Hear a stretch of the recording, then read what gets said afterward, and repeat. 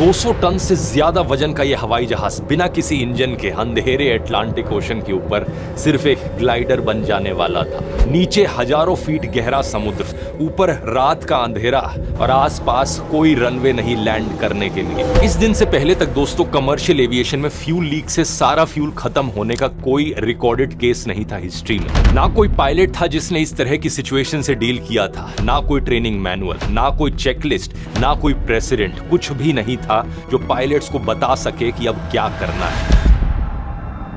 नमस्कार दोस्तों, 23 अगस्त साल 2001 रात के करीब 11 बज रहे थे। टोरंटो के पियर्सन इंटरनेशनल एयरपोर्ट पर हलचल का माहौल था। गर्मियों के मौसम में गेट्स पर लोगों की भीड़ लगी थी। फैमिलीज, कपल्स, स्टूडेंट्स सब अपनी अपनी फ्लाइट्स के लिए अलग अलग गेट से बोर्डिंग कर रहे थे और इन्हीं में से एक गेट पर एयर ट्रांजिट, एक कैनेडियन एयरलाइन की फ्लाइट TSC 236 खड़ी थी। टोरंटो से पोर्चुगल जाने वाली एक रेगुलर ओवरनाइट फ्लाइट। इसमें 293 पैसेंजर्स और 13 क्रू मेंबर्स यानी कुल 306 लोग सवार थे। ज्यादातर पैसेंजर्स पोर्चुगीज ओरिजिन के कैनेडियन थे जो समर वेकेशन के वक्त पोर्चुगल जा रहे थे। 24 अगस्त रात के 12:52 पर यह फ्लाइट टोरंटो से टेक ऑफ करती है। 240 at 8 cleared for takeoff 24 right Transat 236 heavy।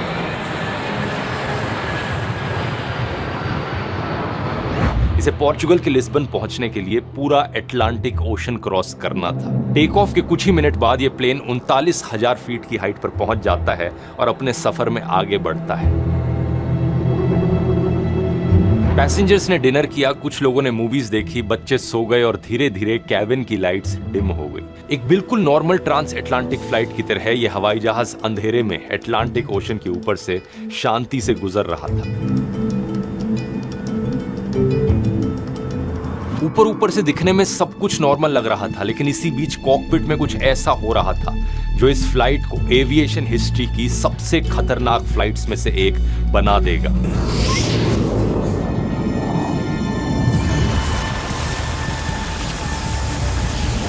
इस फ्लाइट में बैठे लोगों को यह नहीं पता था कि एक टाइम बॉम्ब टिक टिक कर रहा था। बीच समुद्र के ऊपर इस प्लेन का सारा फ्यूल जल्द ही खत्म होने वाला था और इसके दोनों इंजन्स बंद होने वाले थे। ऊपर से इस फ्लाइट की कमांड थी एक ऐसे पायलट के हाथ में जो ड्रग स्मगलिंग के चार्जेस पर सालों तक जेल में सजा काट कर आए थे। लेकिन इनके इस राज के बारे में प्लेन में किसी को नहीं पता था।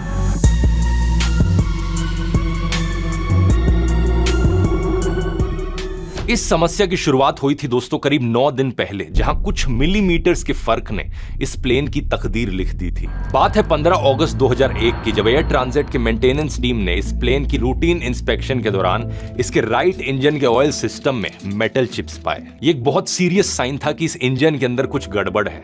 2 दिन बाद 17 अगस्त को फिर से मेटल पार्टिकल्स मिले। अब इस एयरलाइंस के पास कोई ऑप्शन नहीं था। यह बात क्लियर थी कि इंजन बदलने पड़ेंगे, लेकिन प्रॉब्लम यह थी कि एयर ट्रांजिट के पास कोई स्पेयर इंजन अवेलेबल ही नहीं था।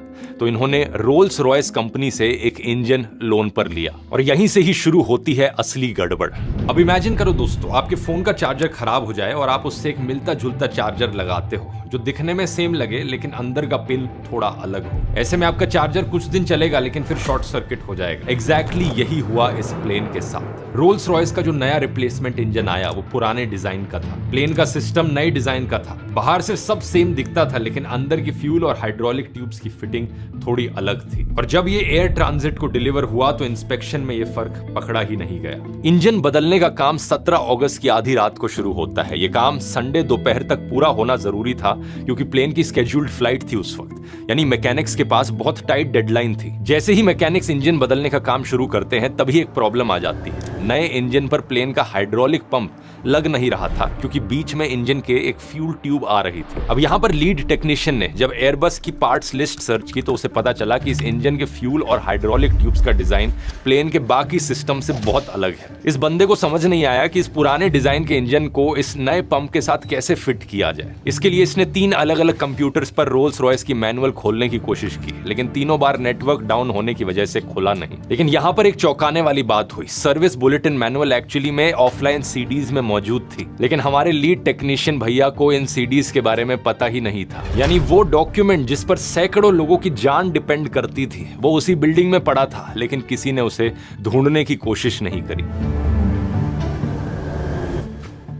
टाइम प्रेशर बहुत ज्यादा था, संडे दोपहर तक प्लेन को तैयार करना था, तो टेक्नीशियन यहाँ पर एक शॉर्टकट ले लेता है। ये इंजन पर फ्यूल ट्यूब्स नए डिजाइन की लगा देता है, लेकिन हाइड्रोलिक ट्यूब पुराने डिजाइन की ही रहने देता है। तो इस एक इंजन पर अब दो अलग अलग डिजाइन की ट्यूब्स लगी हुई थी जो एक दूसरे के लिए बनी ही नहीं थी। रोल्स रॉयस के सर्विस बुलेटिन में साफ लिखा था कि फ्यूल ट्यूब और हाइड्रोलिक ट्यूब हमेशा एक सेट के तौर पर बदलनी चाहिए, लेकिन नेटवर्क डाउन होने की वजह से अनफॉर्चुनेटली किसी ने यह सर्विस बुलेटिन पढ़ा ही नहीं था। जब हाइड्रोलिक सिस्टम प्रेशराइज होता तो हाइड्रोलिक लाइन का फ्लैंज रोटेट होकर फ्यूल लाइन के और करीब आ जाता। दो मेटल ट्यूब्स जो कभी एक दूसरे को टच नहीं करनी चाहिए थी, वो एक दूसरे में रगड़ने लगी। ये बात लेकिन किसी ने नोटिस नहीं करी। इंस्टॉलेशन कंप्लीट होने के बाद इंजन ग्राउंड रन हुआ, सब कुछ नॉर्मल दिख रहा था, कोई लीक नहीं था, कोई वार्निंग नहीं थी, इसलिए प्लेन को फ्लाइट के लिए रिलीज कर दिया गया। इस इंजन के बदलने के बाद प्लेन ने कई फ्लाइट्स भरी बिना किसी को पता चले कि इसके अंदर एक टिकिंग टाइम बॉम्ब है। हर फ्लाइट के साथ वाइब्रेशन और प्रेशर की वजह से ये दोनों ट्यूब्स पास में आती और एक दूसरे पर रगड़ने लगती। धीरे धीरे फ्यूल ट्यूब की दीवार घिस रही थी, बस समय की बात थी कि कब ये पूरी तरीके से टूट जाती।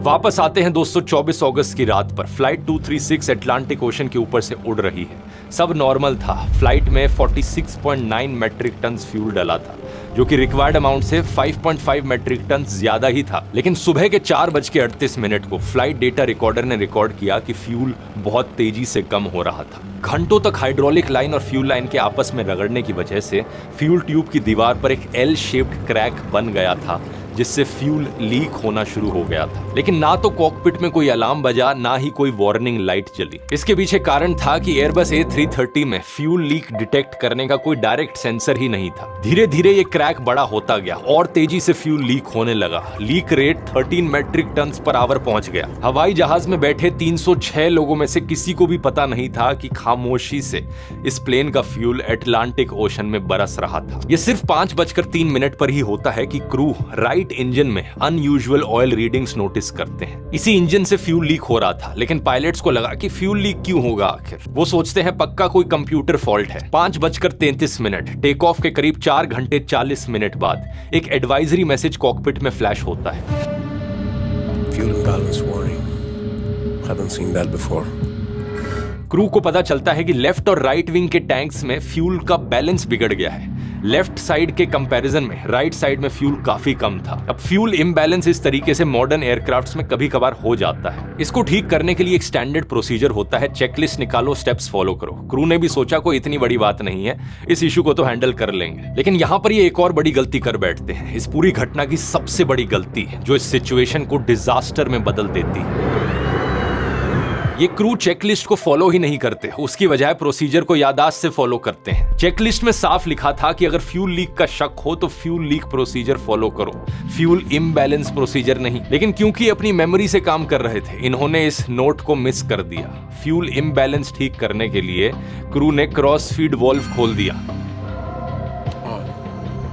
इसका मतलब था कि अब लेफ्ट विंग वाले टैंक्स का बचा हुआ फ्यूल भी सीधा राइट विंग के लीक में जा रहा था। दोनों तरफ का फ्यूल एक ही लीक से बाहर बहने लगा। पायलट्स ने जिस प्रॉब्लम को फिक्स करने की कोशिश की, उसी ने प्रॉब्लम को डबल कर दिया। यहां पर एक चौंकाने वाला कोइंसिडेंस आता है। ठीक 4 साल पहले 24 अगस्त 1997 को एक एयर फ्रांस A320 के जहाज को भी ठीक ऐसे ही एक फ्यूल लीक इशू हुआ था। फ्रेंच अथॉरिटीज ने रेकमेंड किया था कि एयरबस में automated fuel leak warning system लगाया जाए। एयरबस ने प्रोसीजर्स अमेंड तो किए, लेकिन ऑटोमेटेड लीक वार्निंग सिस्टम नहीं लगाया। अब 4 साल बाद एग्जैक्ट सेम सिनेरियो फ्लाइट 236 पर रिपीट हो रहा था, और अगर वो वार्निंग सिस्टम लगा होता तो शायद आज ये सिचुएशन नहीं बनती। और ये सिर्फ एविएशन सेफ्टी का मामला नहीं है, आज के डिजिटल वर्ल्ड में भी हम रोज ऐसी ही वार्निंग्स को इग्नोर करते हैं। Unsafe websites, tracking, cookies, phishing links, हम सोचते हैं कि हमारे साथ कुछ नहीं होगा, लेकिन जिस तरह फ्लाइट 236 को एक ऑटोमेटेड वार्निंग सिस्टम की जरूरत थी, उसी तरह आपको भी अपने डिजिटल लाइफ के लिए एक रिलायबल प्रोटेक्शन सिस्टम चाहिए। और यही काम करता है NordVPN का थ्रेट प्रोटेक्शन फीचर। NordVPN वैसे तो एक VPN की ऐप है, लेकिन इसका ये वाला फीचर बिना VPN कनेक्टेड करे भी काम कर सकता है। ये ऑटोमेटिकली ट्रैकर्स रोकता है, एनोइंग एड्स को ब्लॉक करता है, और अगर आप किसी स्कैम या फिशिंग वेबसाइट पर जाने वाले हो तो पहले वार्न करता है। आप NordVPN के एक अकाउंट से अप टू 10 डिवाइसेस की प्रोटेक्शन ले सकते हो और इसकी जो VPN की फंक्शनैलिटी है वो भी अपने आप में बहुत यूजफुल है लोकेशन को स्पूफ करने के लिए। ट्रैवल करते हुए अलग अलग देशों में अक्सर कंट्री रिस्ट्रिक्शंस लगी होती हैं, ये उन्हें बाईपास कर सकता है। अब क्योंकि NordVPN ने इस वीडियो को स्पॉन्सर किया है तो आपको इनके 2 साल के प्लान पे एक बहुत बड़ा डिस्काउंट मिलेगा, प्लस 4 एक्स्ट्रा महीने फ्री मिलेंगे। इस ऑफर का आप फायदा उठा सकते हो इस लिंक पर जाकर nordvpn.com/dhruv। प्लस यहाँ 30 डे मनी बैक गारंटी भी है, तो कोई रिस्क नहीं है। nordvpn.com/dhruv खुद जाकर चेक कर सकते हो। वापस अपनी फ्लाइट 236 पर आए तो क्रॉस फीड खोलने के बाद कैप्टन ने एक्सपेक्ट किया था कि फ्यूल रीडिंग स्टेबलाइज हो जाएंगी, लेकिन नंबर्स गिरते रहे। लेफ्ट साइड में भी अब फ्यूल कम होने लगा। उन्हें कुछ समझ नहीं आ रहा था कि हो क्या रहा है। कैप्टन ने केबिन क्रू को कहा, खिड़कियों से बाहर देखो, विंग्स और इंजन्स चेक करो, कहीं फ्यूल लीक होता हुआ तो नहीं दिख रहा है। लेकिन रात का अंधेरा था, नीचे सिर्फ काला समुद्र था, खिड़कियों से कुछ नजर नहीं आया। लेकिन फ्लाइट में बैठे हुए लोग इस बात से पूरी तरीके से अनजान थे। उन्हें लग रहा था कि अब कुछ ही देर में ब्रेकफास्ट सर्व किया जाएगा और प्लेन बड़ी शांति से लिस्बन में लैंड कर जाएगा। लेकिन 5:45 फ्यूल अब इतना लीक हो चुका था कि लिस्बन तक नहीं पहुंचा जा सकता था। इस फ्लाइट की कमांड संभाले थे कैप्टन रॉबर्ट पीश, जिनके पास 16,800 घंटे का फ्लाइंग एक्सपीरियंस था, और साथ में थे इनके को पायलट डर्क डेजागर, जिनके पास 4,800 घंटे का फ्लाइंग एक्सपीरियंस था। खास बात यह थी कि कैप्टन बुश पायलट के तौर पर भी काम कर चुके थे। इन्हें बिना किसी रनवे के जंगलों में और झीलों में प्लेन को उतारने का एक्सपीरियंस था। ऐसे में फ्यूल लीक होता हुआ देख ये फैसला करते हैं कि फ्लाइट को डाइवर्ट कर दिया जाए। अटलांटिक ओशन के बीचों बीच कुछ छोटे से आइलैंड्स मौजूद हैं जिनके बारे में ज्यादा लोग जानते नहीं हैं। अजोरेस के आइलैंड्स। कैप्टन पीश अजोरेस के टेरसीरिया आइलैंड पर स्थित लार्जेस्ट एयरपोर्ट पर डाइवर्ट करने का फैसला करते हैं। ये एक मिलिट्री एयरबेस था। 5:48 पायलट्स ATC को इन्फॉर्म करते हैं कि उनके पास अब सिर्फ 7 मेट्रिक टन फ्यूल बचा है। Transat 236 Heavy declaring fuel emergency. ये अजोरस का लार्जेस्ट एयरपोर्ट अभी भी सैकड़ों मील दूर था और क्रू को अभी भी क्लियरली समझ नहीं आया था कि एक्चुअल प्रॉब्लम फ्यूल लीक की है। 6:13 प्लेन अभी भी 34,000 फीट की हाइट पर था, लेकिन लार्जेस्ट की तरफ डिसेंड कर रहा था। पायलट्स को उम्मीद थी कि किसी न किसी तरीके से वहां पर पहुंच ही जाएंगे, लेकिन तभी अचानक से राइट इंजन फ्यूल स्टार्वेशन की वजह से पूरी तरीके से काम करना बंद कर देता है। अटलांटिक ओशन के ऊपर 34,000 फीट की हाइट पर यह ट्विन इंजन एयरक्राफ्ट अब सिर्फ एक इंजन पर चल रहा था। ETOPS यानी extended range twin engine operations performance standards इसी कंडीशन के लिए बनाए गए हैं, जिनके हिसाब से सिंगल इंजन फेलियर के बाद भी कम स्पीड पर दूसरे इंजन की वजह से प्लेन नजदीकी एयरपोर्ट तक पहुंच सकता है। लेकिन दिक्कत यह थी कि एक नॉर्मल सिंगल इंजन फेलियर नहीं था, लेफ्ट इंजन का फ्यूल भी लगभग खत्म हो चुका था। Fuel quantities reaching 0. We're losing engine number 2. I don't believe this. इसी बीच कैप्टन अपना सिंगल इंजन डिसेंट शुरू करते हैं। कैबिन में कुछ पैसेंजर्स को इंजन साउंड में चेंज फील हुआ, लेकिन अभी तक उनको कुछ पता नहीं था कि एग्जैक्टली क्या हो रहा है। Lights started flickering on and off, which I thought was kind of odd, strange. 6:26 right engine बंद होने के ठीक 13 मिनट बाद लेफ्ट इंजन भी बंद हो जाता है। 306 लोगों से भरा हुआ यह हवाई जहाज अब एक ग्लाइडर बन गया था। यह फ्लाइट अभी भी अजोरेस के एयरपोर्ट से 144 किलोमीटर 144 किलोमीटर दूर थी। दूसरे इंजन के बंद होते ही कॉकपिट स्क्रीन्स डार्क हो जाते हैं, मेन इलेक्ट्रिकल जनरेटर्स ऑफ हो गए, कैबिन की सभी लाइटें बुझ गई, पूरा प्लेन अब अंधेरे में था। लोग एकदम से पैनिक की सिचुएशन में आ गए। आखिर यहाँ हो क्या रहा था? Mayday, mayday, mayday. We have lost both engines due to fuel starvation. We are gliding now.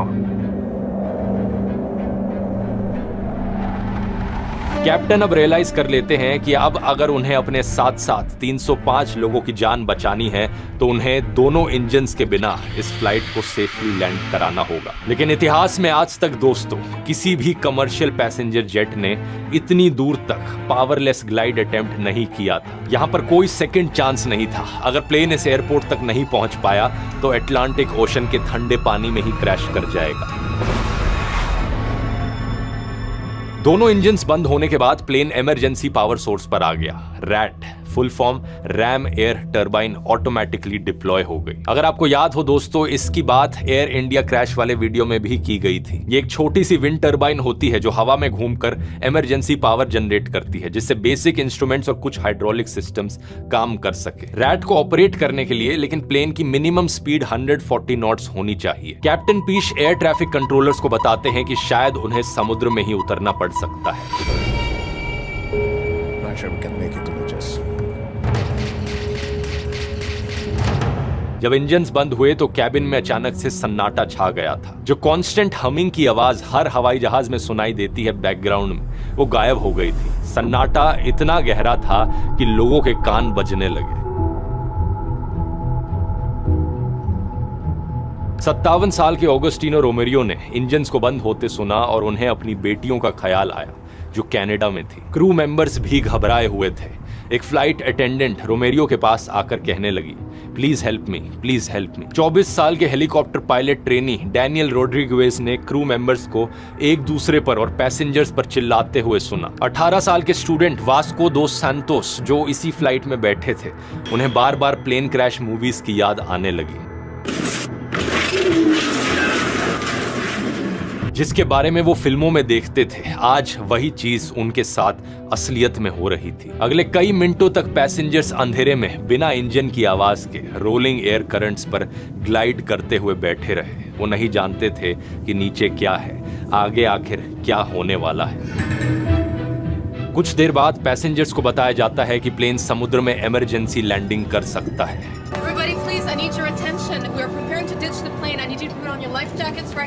Captain ने ऑफिशियली एक्सेप्ट कर लिया था कि प्लेन पानी में उतर सकता है। फ्लाइट डायरेक्टर, जो कि senior most cabin crew member होते हैं, वो अपनी इमरजेंसी एक्शन प्लान चेकलिस्ट निकालते हैं। कैबिन क्रू को कहा जाता है कि अपनी लाइफ जैकेट्स निकाल लो और पैसेंजर ब्रीफिंग के लिए रेडी हो जाओ। Prepare the cabin. The cabin's slowly depressurizing. We need to put our oxygen masks on. Crew members passengers को अपनी लाइफ जैकेट्स निकालने को कहते हैं। ब्रेस पोजीशंस की इंस्ट्रक्शंस इंग्लिश और फ्रेंच में दी जाती हैं। कुछ पोर्चुगीज पैसेंजर्स भी इस फ्लाइट में मौजूद थे, जिन्हें इनमें से दोनों में से कोई भाषाएं नहीं आती थी।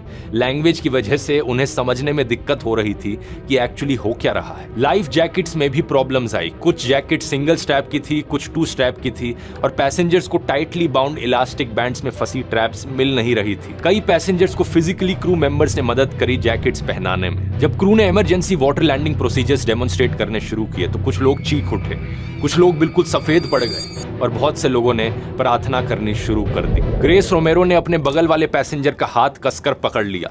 बस यही उम्मीद थी कि सब ठीक हो जाए। वो बस इतना चाहती थी कि ओशन में ना गिरे। पैसेंजर मार्गरेट मैककिनन को उस वक्त इथोपियन एयरलाइंस फ्लाइट 961 की याद आ गई। उन्होंने एक डॉक्यूमेंट्री में देखा था कि कैसे कुछ साल पहले 1996 में एक हवाई जहाज इंडियन ओशन में गिरा था। तुरंत समुद्र में टच करते ही टूट गया और सारे लोग मारे गए। मैककिनन को उस डॉक्यूमेंट्री की वजह से पता था कि वाटर क्रैश में बचने के चांसेस बहुत कम हैं। उन्होंने मौत को एक्सेप्ट कर लिया था, लेकिन उनके साथ बैठे उनके पति बाल्जिकस ने यह मानने से रिफ्यूज कर दिया। उन्होंने प्लान बनाया कि ओशन में गिरेंगे, एग्जिट से निकलेंगे, किनारे तक स्विम करेंगे। उन्हें यकीन था कि समुद्र में गिरकर भी हमें स्विमिंग आती है, हम बच सकते हैं। वो मैककिनन से कहते हैं, विल नीड आवर शूज, हमें अपने जूतों की जरूरत पड़ेगी। एक हवाई जहाज की पानी में कंट्रोल्ड लैंडिंग करना, इसे वाटर डिचिंग कहा जाता है। ये एविएशन के सबसे खतरनाक इमरजेंसी प्रोसीजर्स में से एक है। डिचिंग के इनिशियल इंपैक्ट को 95% ऑक्यूपेंट सर्वाइव कर लेते हैं, डेटा ये बताता है। लेकिन उसके बाद ड्राउनिंग और हाइपोथर्मिया की वजह से ओवरऑल सर्वाइवल रेट गिरकर सिर्फ 76% रह जाता है। अब दिक्कत ये थी कि ये एवरेज डेटा था और फ्लाइट 236 का केस एवरेज से बहुत अलग था। ये फ्लाइट रात के अंधेरे में उड़ रही थी, अटलांटिक ओशन के ऊपर उड़ रही थी। नाइट डिचिंग में पायलट्स को वेव्स की हाइट और सरफेस दिखाई नहीं देते। इसके अलावा इस समुद्र में अगस्त के महीने में भी पानी इतना ठंडा होता है कि लोग हाइपोथर्मिया की वजह से मारे जा सकते हैं। बाहर खिड़कियों से सिर्फ काला अंधेरा दिखाई दे रहा था, ना कोई स्टार्स, ना कोई लाइट, ना जमीन, ना कोई निशान, बस नीचे हजारों फीट गहरा ठंडा अटलांटिक ओशन। कुछ पैसेंजर्स ने अपनी फैमिली फोटोज निकाल ली थी, कुछ ने आंखें बंद कर ली थी। एक मां ने अपने बच्चे को कसकर सीने से लगा लिया था। कैप्टन पिश और को pilot day Jaeger emergency checklist पर काम कर रहे थे, विजुअल रनवे अप्रोच की तैयारी कर रहे थे। इंजन पावर के बिना पायलट्स के पास रनवे पर लैंड करने का सिर्फ एक मौका था, कोई गो अराउंड का ऑप्शन नहीं था। 6:31 पायलट्स ने लार्जेस्ट अप्रोच से कांटेक्ट किया। तब प्लेन 27,000 फीट पर था और लार्जेस्ट 33 नॉटिकल माइल्स दूर था। 6:36 क्रू ने रनवे लाइट्स को देखा, रिपोर्ट दी।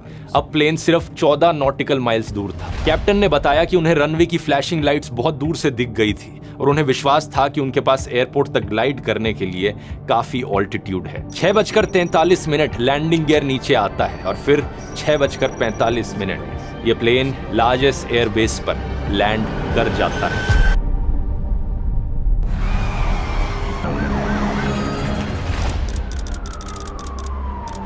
दोनों इंजन्स बंद होने से लेकर लैंडिंग तक प्लेन करीब 19 मिनट तक बिना इंजन पावर के उड़ा। कमर्शियल एविएशन हिस्ट्री में ये अनप्रेसिडेंटेड था और अभी तक का सबसे बड़ा रिकॉर्ड था। लेकिन प्लेन की लैंडिंग बिल्कुल भी स्मूथ नहीं थी। बिना इंजन रिवर्स थ्रस्ट के एक्सट्रीम ब्रेक्स लगे, मेन व्हील्स लॉक हो गए, टायर्स घिसकर डिफ्लेट हो गए, व्हील बेयरिंग जर्नल्स तक घिस गए। लैंडिंग गियर से स्पार्क्स और फ्लेम्स निकलने लगी। फ्रिक्शन की वजह से छोटी सी आग भी लग गई, लेकिन फॉर्चुनेटली उसे जल्दी से बुझा दिया गया। लैंडिंग का झटका इतना जोरदार था कि पैसेंजर्स अपनी सीट पे आगे की तरफ फेंके गए। कुछ लोगों के हाथों में जो चीजें थी वो गिर गई और फिर जैसे ही प्लेन रुका, कैबिन में तालियां बजने लग जाती है।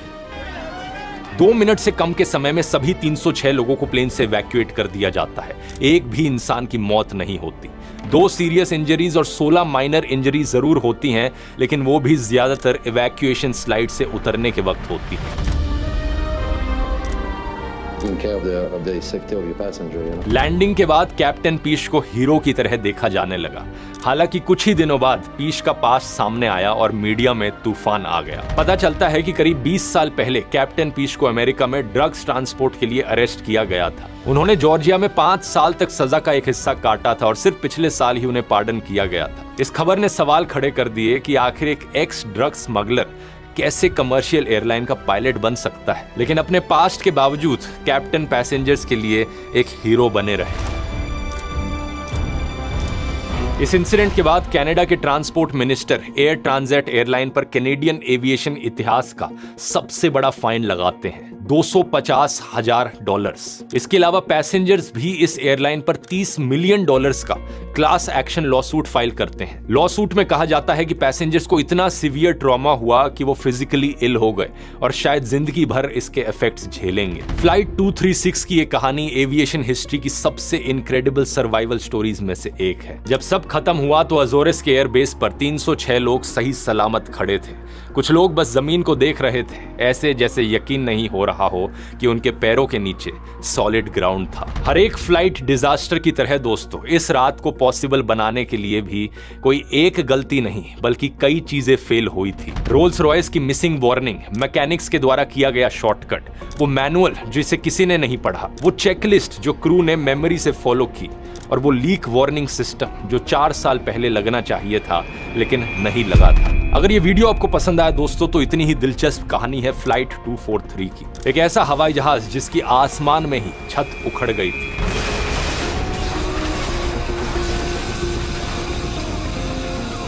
अब सोचकर देखो, आप एक फ्लाइट में बैठे हो और ऊपर से छत ही निकलकर गिर जाए। ऐसी सिचुएशन में आप क्या करोगे? और इससे ज्यादा जरूरी सवाल यह है कि एक पायलट क्या करेगा। जानने के लिए यहां क्लिक करके ये वाला वीडियो देख सकते हो। बहुत बहुत धन्यवाद।